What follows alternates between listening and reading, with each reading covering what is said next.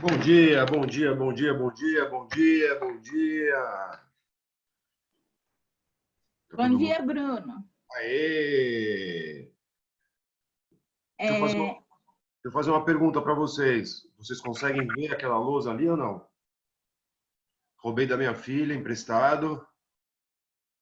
é um pouco difícil de ler, mas você pode escrever e Difícil. tirar foto e mandar no grupo. Deixa eu ver se chegar mais perto, assim ajuda um pouquinho. Nada? Ainda não. Agora sim. Já dá?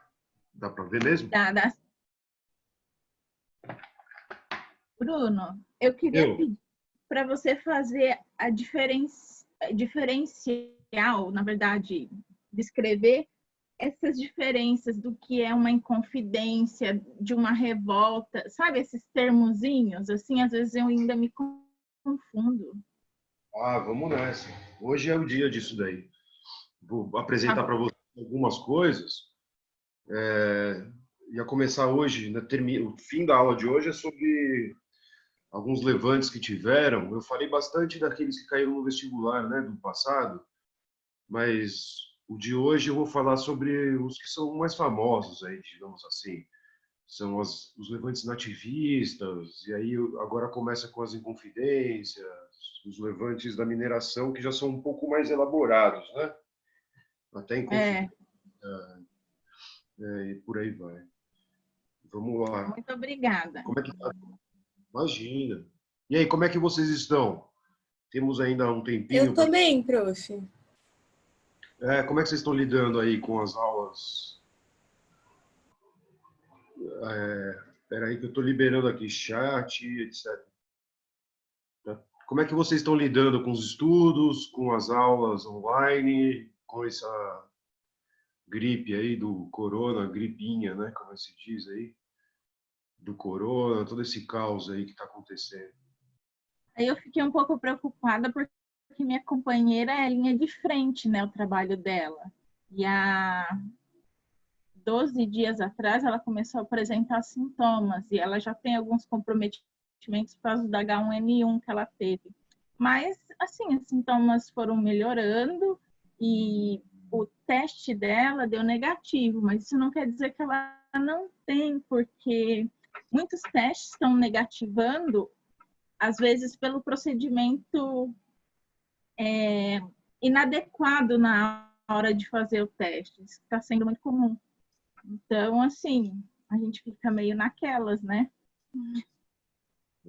Preocupante, né? Fora isso, os pais, né, da gente. Imagina, eu tô com um recém-nascido, fez um mês ontem. Eu imagino, todo mundo tem uma aflição aí, né? Pra Para compartilhar. quem tem filhos e idosos em casa, eu penso que seja bem complicado mesmo. Eu não sei se você conhece o professor Lucas de matemática. Sim. Ele tem os avós, inclusive, acho que o avô é acamado e a avó já é bem velhinha e mora com eles. Então, assim, são pessoas que estão em situações muito mais complicadas, né?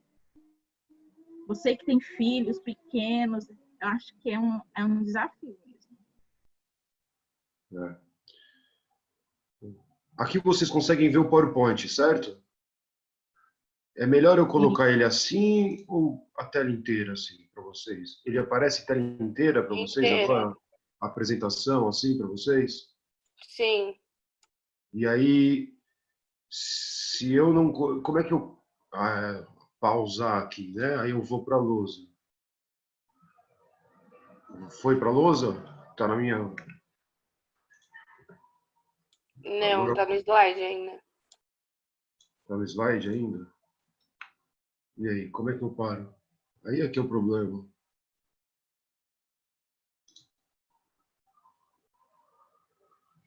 Eita, nós. Esse que é o problema. Eu compartilho isso aqui, stop. Aí voltei. Vocês estão me vendo? Sim. Ah, legal. Porque aí tem a lousa, senão eu não consigo voltar para a lousa, né? Porque eu não me vejo mais agora aqui. Não sei o que acontece, mas eu não me vejo mais aqui no Zoom aqui. Ah, agora eu me vi. Aí, olha eu aqui. Pessoal, eu estou aí segurando aqui, mas queria conversar com vocês duas coisas. Eu passei uma lista de exercícios para o Rubão, não sei se vocês viram, está lá no AVA, né, que ele colocou, a lista de exercícios para vocês fazerem, que é da apostila. E eu passei aquela lista que eu tinha conversado com vocês da aula passada também. Como é que vocês estão? Vocês fizeram, estão fazendo, estão com dúvidas sobre aquilo? Porque a minha dúvida é a seguinte, tem exercícios que são discursivos, né? Vocês querem fazer, tirar dúvidas, vocês têm o gabarito daquilo, vocês querem me enviar as respostas. E eu costumo conversar com os alunos da seguinte forma: eu posso ser bastante rigoroso nas correções, né? Então acho que seria uma coisa produtiva. Não, a ideia não é ser rigoroso por ser rigoroso e falar, olha, tá errado, tá errado, tá errado. Mas assim mostrar para vocês, olha, dá para melhorar aqui. O que que um corretor ou o que um professor de história escreveria, o que um historiador pensa, o que que é, né? O que que seria mais viável ali, pensando num professor de história, o que que os seus gabaritos podem mostrar das suas deficiências também, etc. Eu falei isso para o Rubão vai reafirmar isso com vocês. Quem quiser fazer e me enviar, também pode me enviar. Eu não sei como é que vocês estão fazendo com os outros professores, mas pode me enviar pelo WhatsApp, privado, por aqui, por e-mail, etc. A gente pode se virar. Vocês tiram uma foto, ou escreva no computador aí, me passa. Esse ano a gente vai ter prova virtual, eu não sei, é uma experiência nova. Para quem vai fazer prova virtual aí, pelos meios digitais, tem que estar preparado para isso, né? E se vocês quiserem me passar aí as respostas de vocês, quiserem que eu corrija, a gente pode marcar um horário extra aí à tarde, qualquer horário que vocês estiverem mais livres e conversar. Olha, por que que eu acho que aqui está errado? Não use esse termo, porque isso é um conceito, não é só uma palavrinha. E como vocês estudam aí com o Rubão, às vezes um adjetivo, né? Só um simples adjetivo, você está julgando um certo período, você, na verdade, está externando uma opinião. E dificilmente o vestibular pede para você externar uma opinião sobre um período. Ah, foi um período de, sei lá, de trevas, como fala da Idade Média. Você já está julgando aquele período, né? Você já está se posicionando, na verdade. A sua escrita é uma posição sobre aquele período. E para os historiadores, a forma de se escrever e como se escreve isso, ou seja, falar, chamar um período de trevas, já mostra que você, na verdade, faz parte de um pensamento coletivo, né, das mentalidades, chamada história das mentalidades, ou seja, num determinado período que a gente sabe lá no século XVIII, por exemplo, a grande parte dos estudiosos, cientistas, até historiadores, chamavam a Idade Média de Idade das Trevas, por ser um período que não valorizava muito a ciência, que não valorizava muito a razão, o oposto do que ocorria no século XVIII, com a era do iluminismo, que eles se chamavam os iluministas, né? Os racionalistas, né? A ideia da tecnologia ter avançado com a Revolução Industrial e etc. Então, quando a gente olha um texto e vê ali, chamar aquele período de, esse cara está escrevendo, como aquela idade das trevas, então a pessoa já está se posicionando juntamente com a mentalidade das pessoas que pensavam sobre aquele determinado período. E eu teve uma primeira aula, uma segunda aula com vocês, eu mostrei, olha, não é verdade isso, né?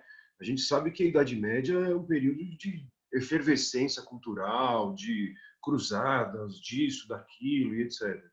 A gente não pode esquecer que a história ela é feita pelos homens do seu tempo e, assim, naquele período, né, hoje, como a gente fala, a gente vê o choque dessas ideias. E os historiadores, né, e os vestibulares, etc., eles querem ver que vocês estejam aguçados nesse olhar. Qual é o posicionamento que o tal vestibular, ou tal escrito, ou tal texto está te colocando? Para nós, historiadores, significa assim, eu estou lendo aquele texto, bom, o cara já se posicionou, bom, eu acho que esse cara, portanto, esse texto foi escrito provavelmente no século XVIII, então. Então eu já sei mais ou menos o contexto da época, como eles viviam. Como é que eles falam que eles estão vivendo numa época do iluminismo, né, que eles são superiores, no caso, aos demais, sendo que eles viviam também no absolutismo monárquico, na época em que se degolavam pessoas publicamente, se perseguiam. Isso daí a gente sabe que vai culminar nas grandes revoluções ali do século, como a Revolução Francesa. Mais uma última pergunta para a gente começar a aula aqui, faltando mais um minutinho. A questão principal é a seguinte: os exercícios, se vocês quiserem me mandar, eu faço essa correção. A gente marca um horário e vai por aí.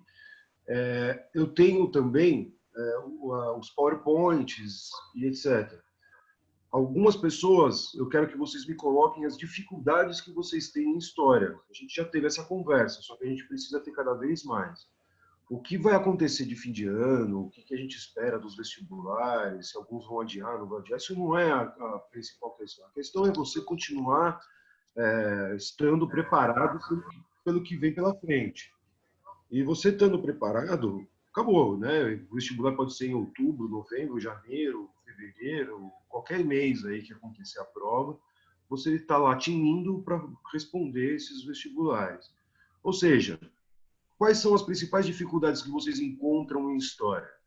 Ou seja, fazer o exercício, você não pode só lá, marquei alternativa C, né? Já falei isso. Faça o exercício, mostra por que esse está errado, por que esse está certo, por que isso não, por que o cara colocou aquela alternativa naquele exercício. Né? Não é à toa que o cara escreveu, escolheu ali uma alternativa tal no exercício tal. Para confundir vocês? Não, é porque talvez ela seja quase pertinente, ela seja quase errada.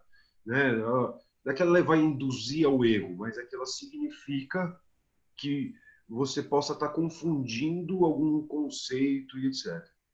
Então, para nós aqui nas nossas aulas, eu conto com isso.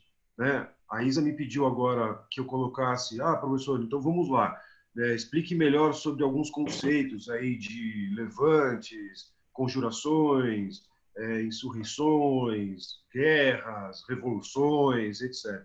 A gente vai terminar a aula e vai perceber bastante a diferença de tudo isso. Em história geral é muito mais fácil, porque a gente vê conflitos que levaram a transformações mundiais, aí como a Revolução Francesa, a Revolução Inglesa, a Revolução Industrial, Segunda Revolução Industrial, Primeira Guerra, Segunda Guerra, etc. E em história do Brasil, a gente percebe uma análise um pouco mais aprofundada disso. Falar que, por exemplo, a chegada de Cabral, ou falar, por exemplo, a proclamação da independência, falar para a proclamação da República, alguns grupos vão, deixa eu desligar aqui o WhatsApp, alguns grupos vão chamar isso nossa, uma enorme transformação que aconteceu no Brasil naquele período. Outros vão falar, nossa, nada aconteceu, a proclamação da República no Brasil, o povo não participou, ninguém participou, não é uma revolução. E a gente sabe que a gente vive aí até com um governo que defende isso, fala que 64 foi revolução, quando a gente sabe que foi um golpe, e os interesses, na verdade, que estão por trás dessas falas. É isso que mais pega. O vestibular do ano passado caiu bastante isso, né? Ou seja, o cara que defende um negacionismo da ciência, enquanto a concepção entre todos os cientistas do mundo, né, todos os historiadores, ou seja, tem uma metodologia, tem uma teoria científica que você segue, você levanta hipóteses, você cria aí teses sobre tudo isso e conclui falando, ponto, para mim isso não é um golpe. Alguns contrariam, alguns não contrariam, mas, enfim, 64 foi um golpe. Não há no meio acadêmico uma divergência sobre isso. O que há é no meio político. E esse jogo político significa grupos de interesses. Qual o grupo que tem um interesse em negar aquilo? Negar que a Terra é redonda, ou que a Terra é geóide, na verdade, ela não é redonda. Né? Ela tem um formato próprio. O que significa falar que a Terra é plana, então, nesse sentido? É um jogo político, não é um jogo acadêmico, científico.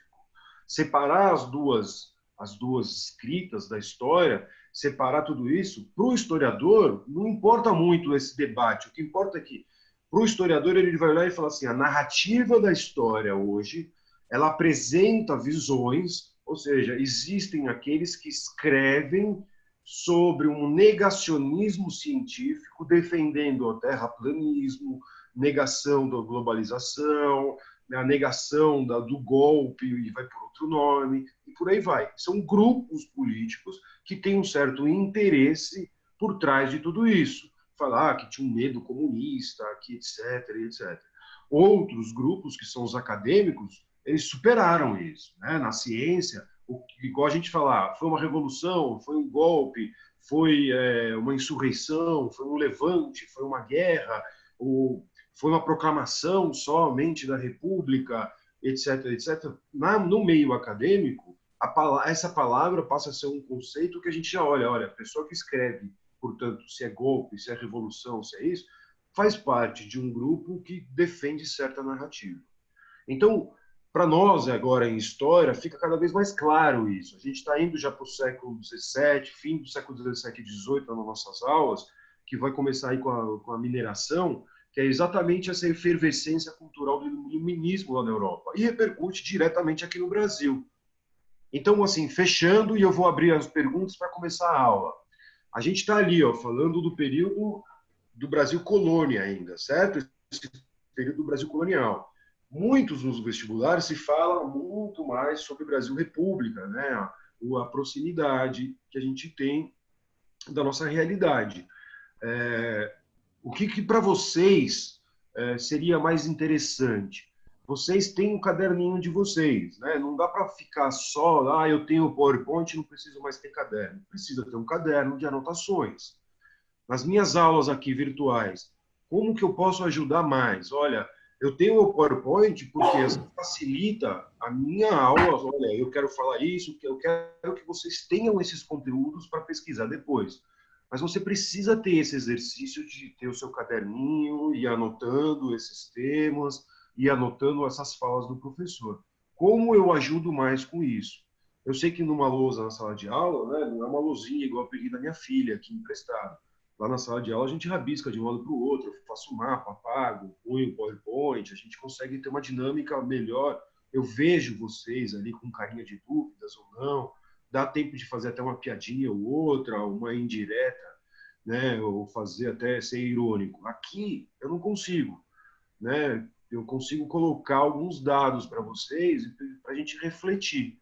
Ou seja, vai cair coronavírus no vestibular? Bom, de tudo que está acontecendo nesse ano, acho que é inevitável, né? Não cair no vestibular. O que vocês andam lendo sobre isso? E o que poderia cair em história? O que vocês estão recebendo por aí, por mensagens, né? E etc. O que leva vocês a pensarem sobre isso, do coronavírus, né? E etc. Então, ou seja, qual é a leitura que vocês precisam, qual é o debate que a gente precisa fazer daqui para frente sobre isso? O que está chegando em vocês aí, né? O que vocês estão levantando. Então, antes de começar então a nossa aula, primeiro uma resposta. Como é que está o caderno de vocês? Vocês precisam de ajuda mais sobre isso? Vocês têm o caderninho de vocês? Estão fazendo as anotações? Como eu ajudo mais sobre isso? E aí eu vou começar a aula. No meu caso, tipo, eu não tinha um caderno específico para a história do Brasil. Eu tava usando, tipo, um caderno para geral e história do Brasil. Então, tipo, tá bem embaralhado. Mas agora eu peguei um novo só para a história do Brasil. E eu vou passar limpo depois, certinho. Ótimo. A Bia. Os slides ajudam muito com as anotações. Eu vejo a aula e depois copio no caderno. Ajuda a revisar. Que bom que ajuda. Sim. A ideia de tudo que eu faço é ajudar. Prof, por falar em slide, os últimos slides você mandou pro Rubão? Eu mandei inclusive durante a aula.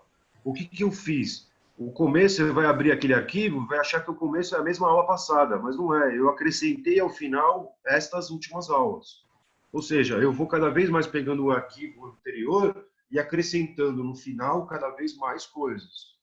Mas eu posso dividir em arquivos separados, se vocês quiserem. Aula 1 a 4, aula 5 a 8 e por aí vai. É porque eu acho que fica mais fácil se você fizer isso, sabia? É, tá bom. No caso, passou batido. Tá. Mas obrigada. Eu mando de novo, o Rubão vai ter lá. Eu mando, pode deixar que eu coloco para vocês. Última coisa, turma. Eu montei um negócio, vamos ver se eu consigo aqui. Aqui, ó, pressei. Eu montei um negócio, cara, para vocês, que eu achei muito legal. Que, na verdade, eu peguei minhas aulas, tá vendo aquela linha do tempo ali que o professor faz? Né? Na lousa lá para a gente, eu consigo rabiscar bastante, puxar setas daqui, dali. E aí eu fiquei pesquisando na internet um jeito de fazer uma linha do tempo. Então, vamos ver se eu vamos ver se Professor, eu consigo. Oi. depois você pode explicar? Eu fiquei com algumas dúvidas sobre o domínio espanhol da União Ibérica. Sim. Eu não entendi muito bem, tipo, como que depois a Espanha começou a dominar também Portugal, mas deixou a colônia portuguesa meio que tipo, sem ter influências, entendeu? Isso. É que, na verdade, esse domínio, né, quando a gente fala morre o rei, e a herança mais próxima seria a da Espanha. Né? Então, mudam as dinastias. Quando a gente fala que mudam as dinastias, o rei que morreu, Dom Sebastião, ele vinha de uma linhagem que era diferente. E hoje a gente chama de dinastia o sobrenome. E o rei da Espanha, agora, é uma nova dinastia que é de Habsburgo. Habsburgo dominava praticamente toda a Europa. É uma das mais poderosas dinastias que já existiu de todos os tempos lá na Europa, o Habsburgo. Tanto que depois a gente vai ter herança. O Dom Pedro é de Habsburgo, quando ele faz os casamentos lá. O que significam? São alianças. Algumas regiões de Portugal vão se submeter diretamente ao rei de Filipe II. Mas algumas regiões de Portugal não vão se submeter a esse rei Filipe II. E existe uma guerra, existem intervenções do próprio Estado espanhol. Só que o rei não está tão preocupado em dominar, em conquistar Portugal. Portugal está sob o domínio da Espanha. E numa desses conflitos sai um tratado chamado Tratado de Zamora. Significa o seguinte: as cortes portuguesas, ou o parlamento de Portugal, aqueles caras que colonizavam e eram ligados às colonizações de Portugal, com o Brasil e algumas regiões da costa da África, mantêm os seus negócios. E ali, nesse tratado, significa, bom, deixa a colônia do Brasil para lá. Por quê? Porque a Espanha está muito mais envolvida nas guerras de conquistas aqui na América. São impérios que eles estão despendendo muito dinheiro, muita munição, muito investimento para conquistar aqui, principalmente a região do México, principalmente a região do Peru, que traria muitos recursos para eles. Então, a Espanha acaba olhando para o Brasil e fala, bom, não dá tanto lucro quanto o Brasil. Não é que eu larguei o Brasil ao relento, mas deixa o Brasil sendo administrado pelos portugueses como já era. Nisso vai ter um problema, porque Portugal tinha, né, esses grupos portugueses tinham alianças com os mercadores holandeses. E esses grupos portugueses que tinham alianças com mercadores holandeses, eles vão manter essas alianças. Só que a Espanha decreta um embargo, decreta guerra aos holandeses. Né? Ele proíbe ter negócios da sua colônia em todos os seus territórios de domínio espanhol com os holandeses, porque os holandeses proclamaram independência da Espanha com o advento dos Habsburgos na Espanha. Os holandeses se separaram. Os portugueses falam assim, bom, agora eu estou num mato sem cachorro aqui, né? Como é que eu fico? Eu tenho que manter a colonização. E o que está dando retorno lá no Brasil? É o grande auge do açúcar, né? O crescimento dos engenhos, a produção açucareira, a interiorização cada vez maior do Brasil, nesse início aí, na virada do século de 1500 para 1600, a gente está aí 1600 e alguma coisa. Os holandeses começam a cada vez mais ser perseguidos pelos espanhóis. E os holandeses vão começar a perceber que algumas regiões do Brasil vão aderir a essa ideia. Bom, a Espanha proibiu a gente de negociar com os holandeses. Se a gente fizer negócio com os holandeses, para quem que eu vou vender o meu açúcar? Se os espanhóis não comprarem. Então, ferrou, então vamos mandar esses holandeses embora. Ocorre uma primeira invasão holandesa aqui no Brasil, no Nordeste, lá na Bahia, em 1624. E eles não conseguem ocupar a Bahia. Eles vão tentar e tomam uma porrada lá muito grande. Anos depois, os holandeses já vêm com uma empreitada fechada para tomar realmente o Nordeste do Brasil, porque já passaram esses tratados, Portugal já tem uma certa autonomia, e os colonos aqui do Brasil percebem que quem distribui o negócio do açúcar na Europa eram os holandeses. Então, eles acabam se aliando cada vez mais aos holandeses aqui no Nordeste brasileiro. E essa aliança dos colonos aqui, dos senhores de engenho, dos produtores de açúcar, dependem também da vinda de escravizados africanos para trabalhar como mão de obra nessas fazendas.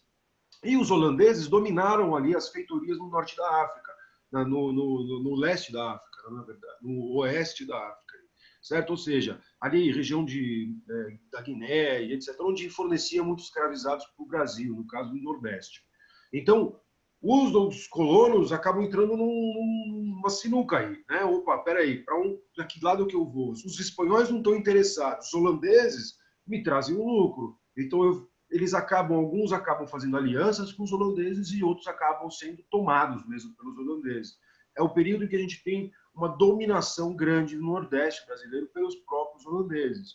Aí você faz essa pergunta, né? Poxa, professor, mas e os espanhóis? Quer dizer que os espanhóis então não estavam preocupados com isso e etc?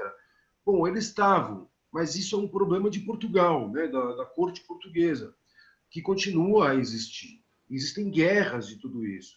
Quando a gente tem já a ascensão do João, né, um novo rei em Portugal, que começa a ter essas brigas, são locais como Évora, como o Sul, ali Zamora, como outras regiões, próprio Portugal e Espanha, na divisa, que vão se levantando, ou seja, são ali antigos nobres ou ligados a comerciantes, grupos fidalgos, que começam a tomar o poder e montar um verdadeiro exército de guerra contra os espanhóis.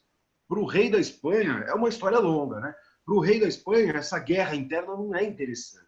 Mas é uma guerra, quando a gente falar a proclamação da independência de Portugal, Dom João é aclamado rei de Portugal, isso daí é uma guerra longa, né? Você pega os livros ali de Portugal e da Espanha, é uma briga, né? Portugal não é para proclamar a independência, então voltou a ter Portugal, o Brasil voltou. Lá continua uma guerra durante anos. Dom João vai ter que lidar com toda essa região até reunificar Portugal novamente, né? Com uma nova dinastia, que é a dinastia de Bragança. E essa dinastia de Bragança é a dinastia que vai aí colonizar realmente o Brasil até a época da independência.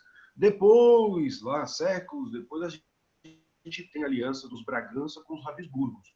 Mas, no meio de tudo isso, por que a Espanha deixa de lado tudo isso? Porque a Espanha entra numa guerra violenta contra a Inglaterra e a França, Guerra dos 30 Anos, Guerra dos 7 Dias. São várias guerras que explodem lá, que são mais interessantes para Portugal. Falar, opa, vamos aproveitar disso. Mas ali as independências, essas cortes portuguesas, são juízes, senadores, são pessoas que vão tomando e dominando o poder ali. Essa questão da independência de Portugal, não tem nem livro aqui no Brasil, para falar a verdade, assim, grandes livros e grandes obras que falam muito sobre isso. O pessoal fala, independência de Portugal, o fim da União Ibérica e nem nada disso. Eu estava pesquisando, né, esses dias sobre exatamente isso, e a gente só acha livro lá em Portugal e na Espanha. Torre do Tombo, ali em Lisboa, algumas outras regiões ali sei lá, da Espanha, e são obras ali que narram, né, e descrevem todas essas guerras. Para o Brasil, o foco é a história do Brasil. Olha, voltamos a ser colônia de Portugal, né? Portugal, a Espanha realmente não mudou tudo isso. O que muda muito são as fronteiras.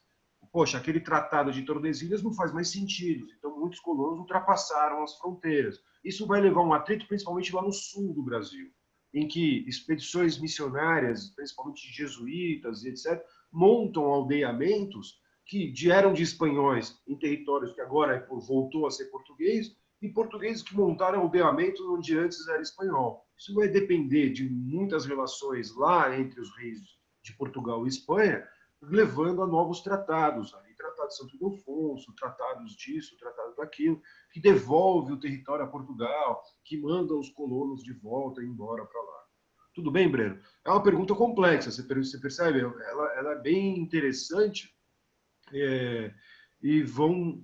E, assim, depende, para historiador, né? Tudo é uma aula completa aqui. Tudo bem, Breno? Resolveu? Não, tudo bem.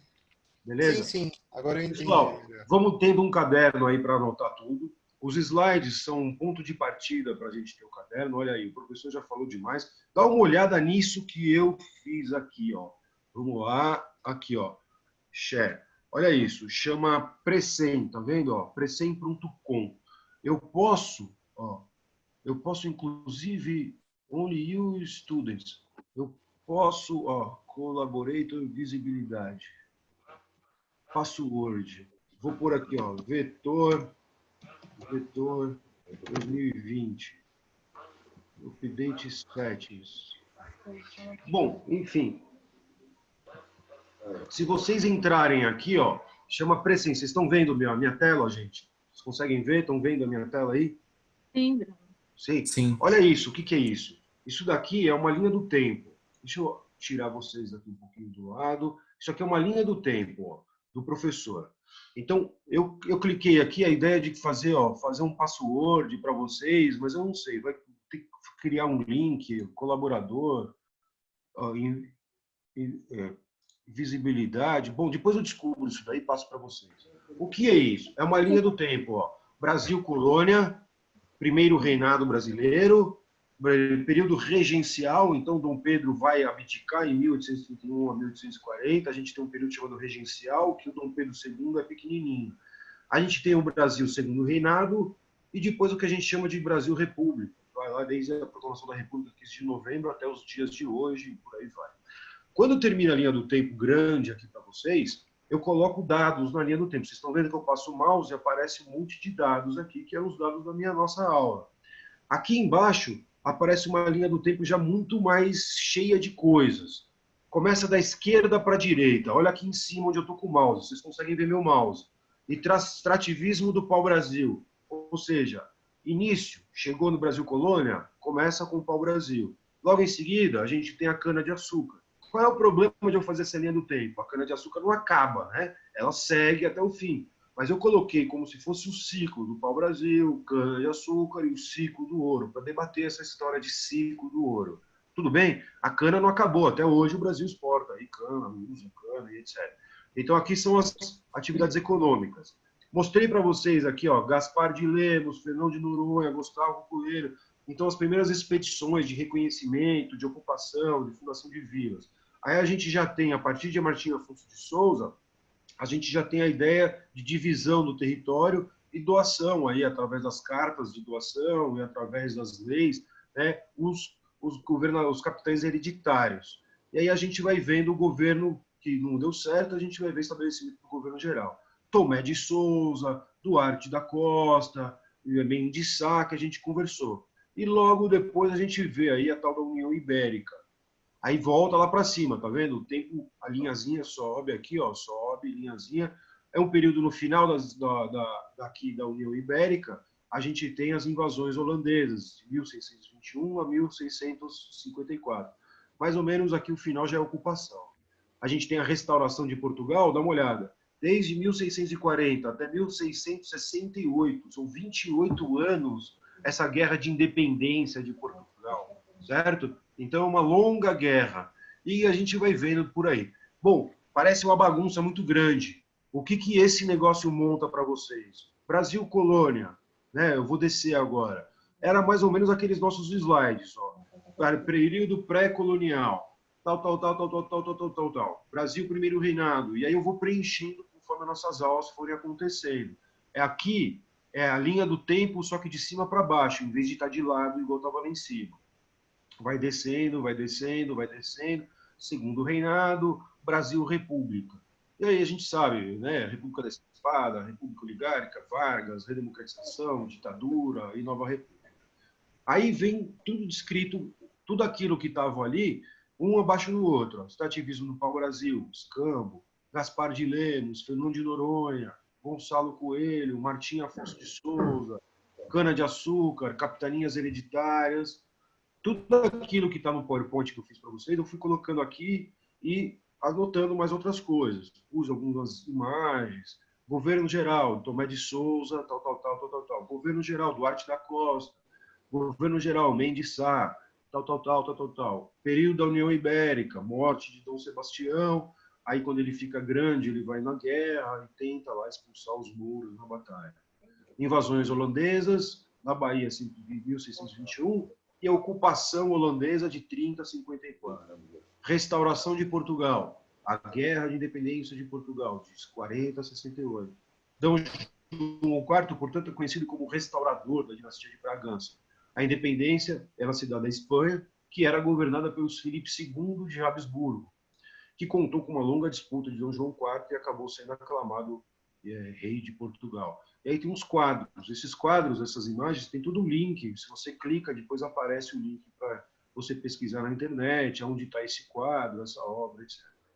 O ciclo do ouro, portanto, que vai ser substituído mais para frente com o período aí que a gente vai falar depois do café. Ajuda isso para vocês? Não ajuda? Não sei se vocês... Eu acho que ajuda bastante, prof. É tipo um resumão de todas as aulas. Um No resumão final de do ano é só reler. Eu acho que a ideia é essa. Em todas as aulas, é que cada vez mais eu vou colocando mais coisas aqui, vai ficando cada vez mais bagunçado, né? Uma linha do tempo. Fazer uma linha do tempo Brasil Colônia, primeiro Reinado está ali, ó, na lousa que eu fiz aqui atrás no fundo, né? E aí eu fui adicionando tudo que a gente conversa nas nossas aulas. Tudo bem, gente? Depois eu aprendo a compartilhar isso para vocês. Já compartilhei lá no grupo com a senha e tudo. O quê? Esse negócio aqui que eu fiz? Isso. Nossa, vocês são demais. Como é que você fez isso aí? Eu escrevi seu link no meu computador e aí eu copiei o link lá em cima e compartilhei pelo WhatsApp. E aí a senha eu coloquei a que você tinha colocado, Vetor 2020. Certo. Olha, eu coloquei o link aqui para quem quiser, ó, tá ali. Eu pus aqui no chat. Tá vendo? E aí com essa senha, então dá para entrar já. Vocês conseguem Isso, entrar. Eu mandei no Aço também para quem não consegue abrir. Muito obrigado. Beleza. Então vamos para a aula aqui, gente. Agora, então, cadê? Aula apogeu e crise do sistema colonial brasileiro. Olha só, quando a gente fala apogeu e crise, tá? Aí agora me interrompam quando vocês precisarem, eu vou começar a falar bastante, tudo bem? Eu estou sem o chat aqui para mostrar, vamos ver se eu coloco. Opa, tem alguém falando?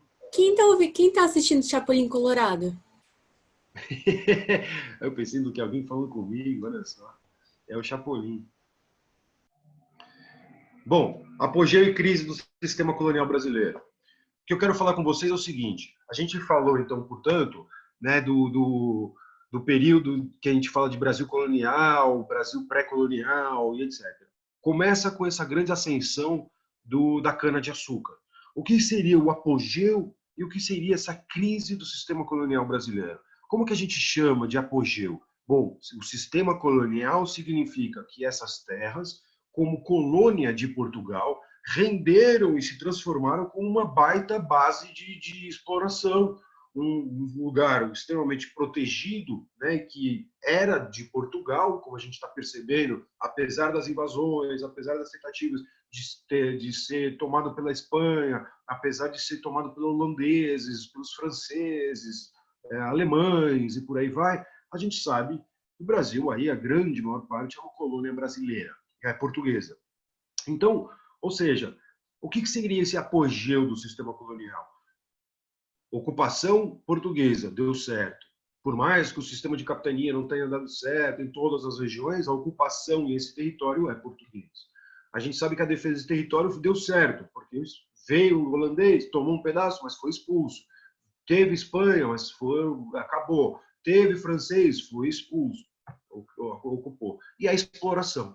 Então, o sistema de exploração, pau-brasil, cana-de-açúcar e agora com a mineração, ou seja, a exploração de ouro que vai ser encontrado na região mineradora, isso daí leva ao que a gente chama de apogeu do sistema colonial brasileiro. Um sistema, ou seja, metropolitano, que leva, portanto, né, a Portugal ter grandes reservas. Existe uma teoria, né, para ficar aqui clara, existe uma teoria que defende... Pessoal, os microfones abertos. Tem alguém falando aí, eu pensei que era dúvida. Existe uma teoria, pessoal, que fala o seguinte... eu não sei o que eu fiz. Existe uma teoria que fala o seguinte: todo esse período colonial aqui, que a gente chama o período, portanto, que vai até a independência, levou para a Europa muita riqueza, seja ela aí com o pau-brasil, seja ela com o tráfico de escravizados, com a cana-de-açúcar e especialmente com o ouro. Isso leva a um sistema que é o mercantilismo, né? Uma das bases do mercantilismo é o tal do metalismo, ou seja, o crescimento da Europa, a Europa sair da Idade Média, que era o quintal do mundo, e passar a ser agora o centro do mundo, né? A Europa, né, como metrópolis, colonizar o planeta inteiro, ter colônias no planeta inteiro, na verdade, significa que gerou isso muita riqueza, né, para manter essas colônias, gerou um sistema, portanto, que levou essa riqueza aos europeus conquistarem também transformações dentro da própria Europa. Transformações essas que levaram, por exemplo, à Revolução Industrial, às transformações tecnológicas, às máquinas, às indústrias e às fábricas, e à formação de uma nova sociedade dentro da própria Europa, né? Que o iluminismo é a maior expressão disso no século XVIII, e o XIX é a consolidação disso. Então, há quem fale que esse ciclo colonial aí, fora da Europa levou a um certo acúmulo monetário, acúmulo financeiro, acúmulo de metais lá nos europeus. Seja ele transferido de Portugal para a Inglaterra, como Portugal vai ser dependente da Inglaterra, seja ele por diversos acordos que aconteçam, mas fica na Europa, né? Então, a gente percebe que essa colonização leva a um acúmulo financeiro, um acúmulo de metais da Europa, que leva aí às revoluções da Europa. Levantaram a mão, pois não, Renata? Professor, é aí que surge os países mais ricos por base de acúmulo de ouro? Pois é. No caso da Espanha, né, a gente já está vendo a Espanha crescer nesse período, e agora a gente vai ver Portugal. Portugal, com essa expansão, né, depois de expulsar os holandeses, com a expansão dos bandeirantes, né, com o rompimento dessas fronteiras após a Espanha, encontra ouro ali na região onde hoje é Minas Gerais, que vai ter muito acúmulo. Só que Portugal, para a gente entender, Portugal, depois que se separa da Espanha, começa a fazer novos acordos com a Inglaterra, por exemplo. Porque a Inglaterra, a Holanda, era onde ia mais a maior parte, era o maior mercado dos mercadores portugueses lá na Europa. E esses acordos entre Portugal e Inglaterra vão mostrar que grande parte do fluxo da riqueza que passou por Portugal acabou se acumulando muito mais na Inglaterra. Há quem diga, né, alguns historiadores, que isso que levou a Inglaterra a ser a pioneira na Revolução Industrial. Então, lembra na primeira aula, eu falei para vocês, as maiores potências do século XVI, Espanha e Portugal. As maiores potências do século XVIII, a gente vai começar a ver que mudou, já vai ser a Inglaterra e a França, né, duas outras potências que são mais para frente. Por quê? Essas duas mantiveram a ideia de mercantilismo, de colonização, enquanto essas daqui usaram desse mercantilismo e dessa colonização para acumularem riqueza e se transformarem. Dentro delas, o grupo mercantil, a burguesia, assume o Estado, assume o poder, faz parte do Estado. Com as revoluções inglesas de 1688, a gente vê a burguesia entrando no parlamento, o que significa que dentro da Inglaterra, as diretrizes do Estado agora fazem parte também, né, das ideias da burguesia, ou seja, investir nas tecnologias, investir na revolução industrial. Então, a Inglaterra passa agora a ter um Estado que apoia a própria Revolução Industrial. Então, Portugal, ao contrário, dominado por uma aristocracia que é colonial, colonialista, né, que é nobiliária, com N mesmo, de navio. Nobiliária significa que é a base da terra, né? Então, esses caras acabam ficando, como a gente chega, falar que Portugal é atrasado, imagina o que falar de Brasil. Essa ideia de atrasado e avançado são conceitos delicados para a história, né? A gente leva preconceito por trás de tudo isso. Mais dúvidas? Alguém levantou a mão? Não? Vou seguir em frente, então. Vamos ver se eu consigo. A gente viu, então, lá passada, expedições bandeirantes, que buscaram metais preciosos, com o fim das fronteiras, etc. A gente viu, portanto, maior ocupação do Centro-Sul. Principal grupo de bandeirantes partiam aqui da região do Sudeste. São chamados de paulistas, tudo bem? Alguns descendentes portugueses, falavam tupi, falavam português também. Participação de alguns clérigos que iam para o interior, como a gente percebe aí em vários dados, mas muitos deles eram mestiços, né? Então a gente tinha aí indígenas, caboclos, mamelucos que participavam dessas expedições. Consequência, por que os bandeirantes, pergunta do vestibular, por que os bandeirantes eram do Sudeste aqui, né? Centro-Oeste, Sul, Sudeste do Brasil colonial? Olha só, eu coloco para vocês a ocupação do Sul do Brasil colonial. Sul do Brasil colonial é o que a gente chama de Sudeste hoje, tudo bem? A gente está falando do Tratado de Tordesilhas. Então, quando eu falo para vocês, essas expedições passavam no Sudeste, é aquilo. O Nordeste brasileiro, com a cana-de-açúcar, desenvolveu muito mais. O foco da metrópole era muito mais no Nordeste do Brasil. E então, aqui o Sudeste começa a se virar. Eles vão entrar, né, e vão acabar encontrando ouro naquela região. Há um aumento demográfico, atraiu muita gente para aquela região, fundaram-se várias vilas, tem uma atividade cada vez maior em centros e núcleos urbanos, né, como a gente sabe, sai daquela ideia do século XVI e XVII, que é no Nordeste, portanto, apenas açucareiro, e a gente começa a perceber, portanto, a partir de agora, que a gente tem uma ocupação interiorana, ou seja, olha o que o professor está colocando, diamante e ouro, a exploração, a partir principalmente do século já XVIII, a gente percebe uma maior ocupação do interior do Brasil. Para Portugal, ótimo, estou cada vez mais efetivando o meu projeto de colonização, que é a ocupação definitiva desse território. Fundar vilas naquele território, para mim, é ótimo. Então, é ótimo que eu vou fundar uma nova capital naquela região. Rio de Janeiro passa a ser uma nova capital e já tinha 40 mil habitantes naquele período dali para frente. Novas entradas que partem do Rio de Janeiro, a gente tem aumento do mercado consumidor com essas pessoas que agora fundaram vilas, fundaram cidades, fundaram agora cada vez mais mercados, etc. A gente tem pessoas que consomem, atração populacional, crescimento populacional, maior mercado consumidor, precisa abastecer. Então, quando a gente fala o ciclo da cana, o ciclo do ouro, o ciclo disso, o ciclo daquilo, tem que tomar muito cuidado, tá, gente?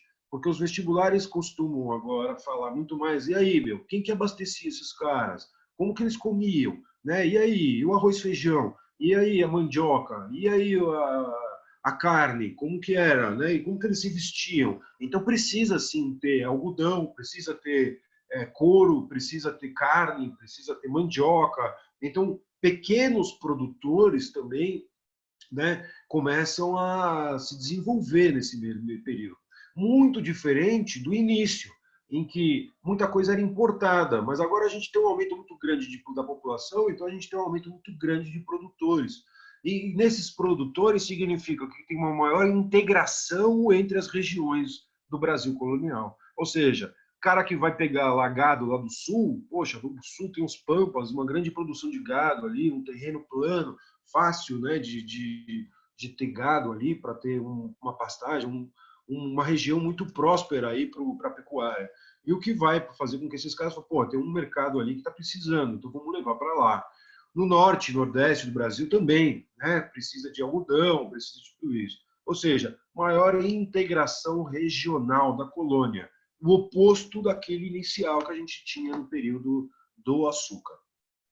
Ampliação de uma camada intermediária. Falei com vocês aula passada, portanto, a gente não chama de classe média, cuidado, a gente chama de camada intermediária. certo? Pessoas que estão ligados aos produtores, ali ao ouro e etc. Todos eles, artesãos, comerciantes, pequenos proprietários, intelectuais, membros do clero, funcionários da coroa e por aí vai.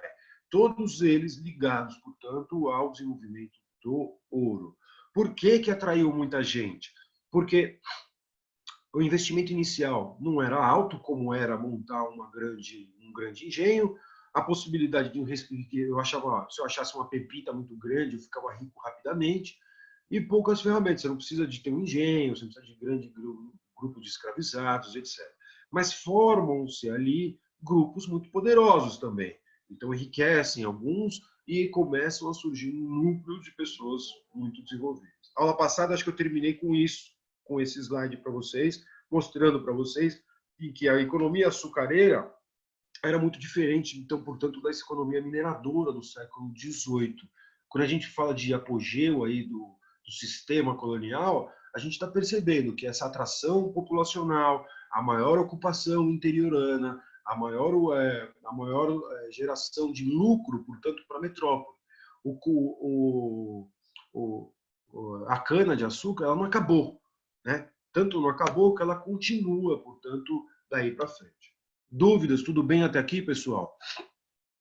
Já mostrei esse slide para vocês. Aqui que eu falo para vocês que essa tal camada intermediária, né? Tomem cuidado com essa palavrinha. Não chamem de classe média, tudo bem? Camada intermediária. Classe média vai de um conceito que é o choque de classes e que isso não ocorre aqui, né? Não está acontecendo aqui. Se ocorre, são levantes pontuais, todos eles reprimidos pela coroa. Tudo bem?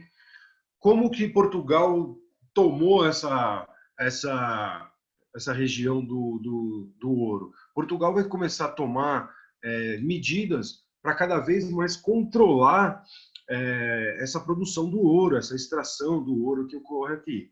Tudo bem? Em 1702, já na virada, portanto, do século XVIII, a gente vê a criação do chamado Intendência das Minas, ou seja, a busca por maior controle sobre a exploração da coroa portuguesa. O que significa isso? Órgãos administrativos da coroa portuguesa aqui na colônia, o que era impensável anteriormente. Deixar a colônia lá, que a colônia lá na época da açúcar é como se fosse uma quintal de casa. Eu não vou criar lá no quintal da minha casa um núcleo que vai ter prefeitura, que vai ter órgãos administrativos, que vai ter um exército próprio, que vai ter fiscais, etc. A fiscalização se dá muito mais do contrabando que dava na época do açúcar no mar, né, no Oceano Atlântico, por causa de corsários franceses, de piratas ingleses e por aí vai. Agora não. Cria-se cargos e criam-se administrações da própria coroa aqui dentro do Brasil. E isso vai levar, obviamente, a uma mudança de pensamento. Bom, cada vez mais a gente está percebendo que na colônia, se você criar aqui em terras coloniais pessoas que vão começar a ter poderes como as pessoas que tem lá na metrópole, em pouco tempo, isso daí vai levar, né, aqui um pensamento maior de levantes de independência, de contrariar a coroa, de ter ideias na contramão do que isso foi criado. Então, quando se cria a Intendência das Minas, a Casa de Fundição e etc., a gente percebe que a ideia é, né, ter o apogeu da colonização. Mas a gente sabe que a consequência disso, e especialmente pelas influências do século XVIII, que são do iluminismo, com ideias de independência, de autonomia, do livre mercado, do Adam Smith, e essas ideias vão se propagando não só na Europa, mas chegam aqui na colônia, essas ideias nessa elite que é administrativa vão levar aí a levantes, né, algumas insurreições, algumas tentativas, né, de separação. Olha só, aí as primeiras ideias de independência vão surgir exatamente no oposto daquilo que foi criado pela própria coroa. Então, a criação de datas, lotes de terras que eram distribuídos pela coroa, ela se dava pelo número de escravos. Olha só, como é que você vai controlar quem é tão rico, quem não é rico? Veja, a escravidão então está no auge aí, né? Tá crescendo cada vez mais. Você vê um cara, né, pelo nível social que ele é, devido à quantidade de escravos que ele tem. né? Então, é a quantidade de escravizados que esse cara vai colocar para trabalhar ali naquela data. O quinto é a cobrança, né, do imposto. O quinto, que a gente chama aí, que é 20%, ele não era sempre 20%, tá, pessoal? O quinto aí é uma média de 20%. O quinto, às vezes, podia ser 15%, às vezes podia ser mais, 25%. Pô, professor, mas não é o quinto? Pegou a moda. Igual você fala aqui, o leão, né? Putz, eu tenho que fazer o imposto de renda, né? Vem o leão, né? Vocês ainda, não sei se vocês já fazem imposto de renda, etc., mas fica na memória das pessoas, e a cobrança de impostos era geralmente chamada de quinto. Tudo bem? E geralmente era 20%. Isso vem já desde os primeiros colonos para cá. São criadas as primeiras casas de fundição, onde se cobrava esse tal desse imposto, transformavam todo esse ouro que saía, que era muito ouro de pequenas pedrinhas que tinha nos rios, ou algumas minas que eles começavam a explorar. Lá, portanto, precisava fundir o ouro. E essa fundição do ouro passou a ser exclusivo da metrópole. Olha só, um local de administração portuguesa de controle metropolitano. Então, eu só posso fundir o ouro ali. O que é fundir? Né? Derreter o ouro ali, deixar ele cada vez mais puro, para transportar para Portugal. E ali mesmo já se cobrava também, né, o imposto, que era o quinto ali, tirava-se sobre isso daí. Existe Professor, também... Oi. Foi aí que começou também colocar a marcação de controle lá, que eles faziam o símbolo português lá, o numerinho. Dentro das casas de fundição.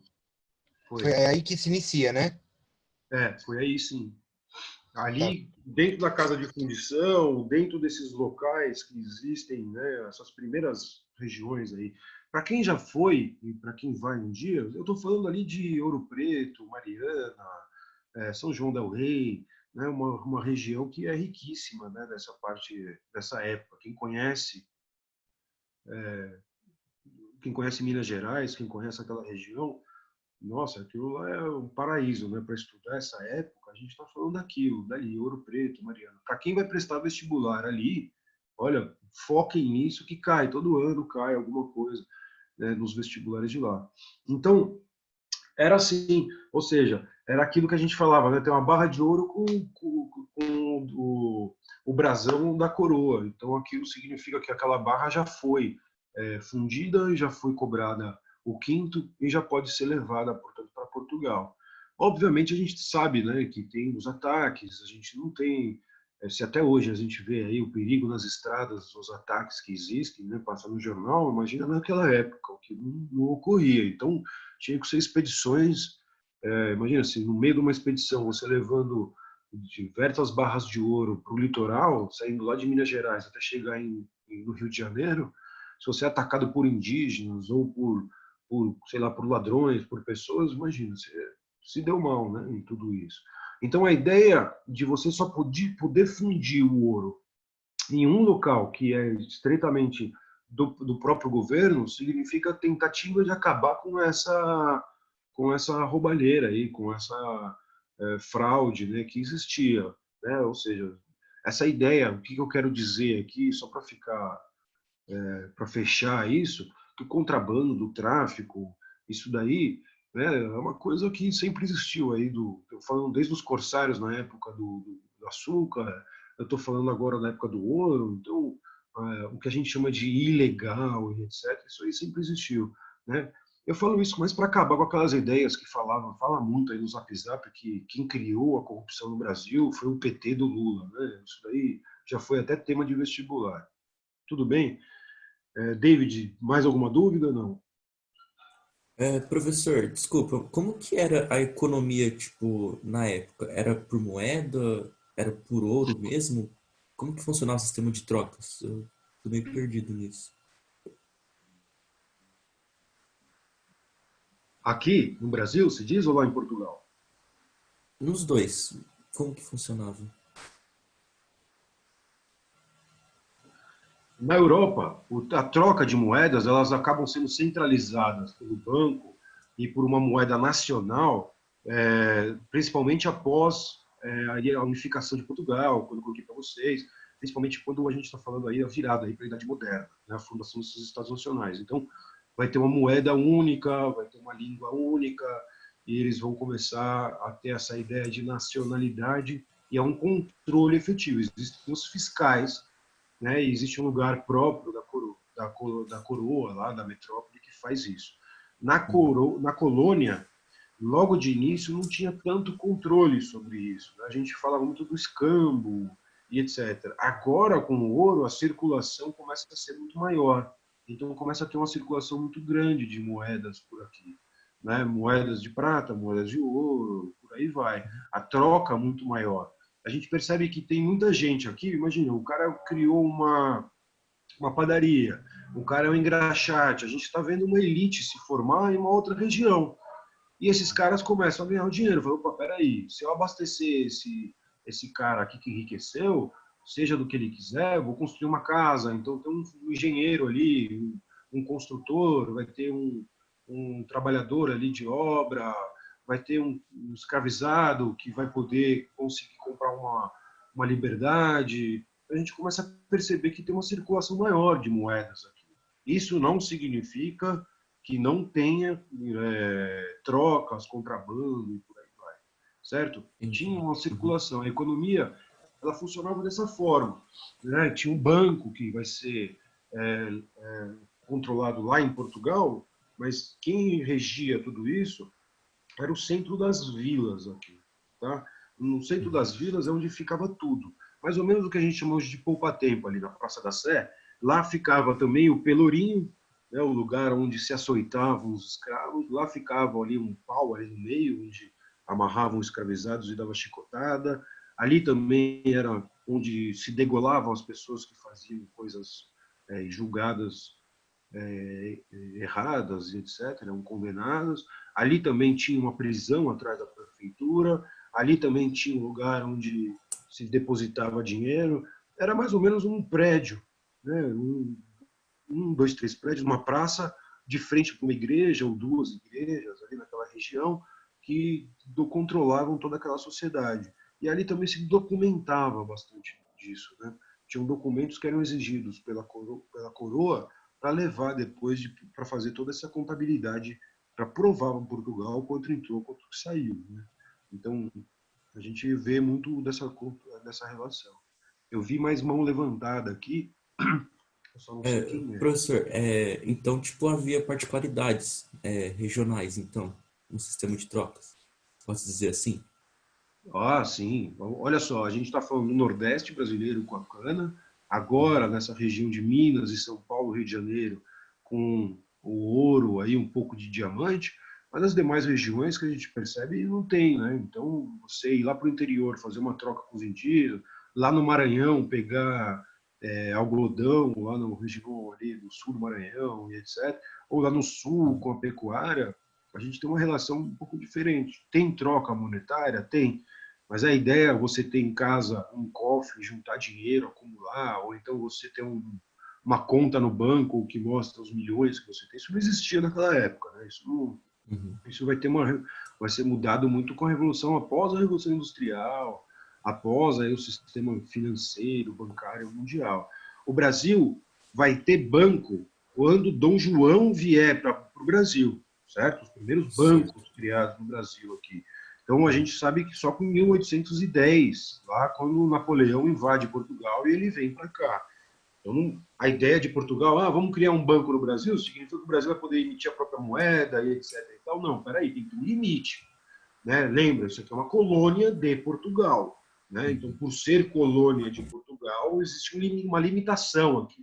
O que eu estou mostrando para vocês é que existem essas limitações, elas vão sendo cada vez rompidas. Olha, o que estimula esse rompimento, né? O que vai estimular cada vez mais essa transformação. Tudo bem? Tudo bem, valeu, professor. Professor, mais uma dúvida? Eu só não entendi o que é esse guarda-mor e auxiliares. A minha mesma pergunta. Então, Na Intendência das Minas, quem comandava isso era chamado de guarda-mor. O guarda-mor é o maior guarda, né, o chefe do exército, e auxiliares do guarda. Aí tem vários nomes ali. É que eu coloquei porque vocês vão encontrar em textos, principalmente de livros literários aí, que vocês vão começar a perceber. Guarda-mor e auxiliares são assim, esses caras que trabalhavam para o governo, que vinham para cá, que controlavam. Percebe que a gente está falando, hoje a gente olha e fala, não, tem o exército é uma coisa, a polícia militar é uma coisa, a polícia civil é outra, o fiscal da fazenda é um outro cara, o cara que trabalha lá no ministério, naquela época, aqui é uma colônia, né? Então, assim, tem uma pessoa que praticamente faz tudo. Ele, para fazer tudo, ele nomeava auxiliares para ele. Esse cara era chamado de guarda-mor. Guarda-mor também porque tomar todo esse poder, ter todo esse poder, o que eu quero dizer é o seguinte, é um poder militar de repressão.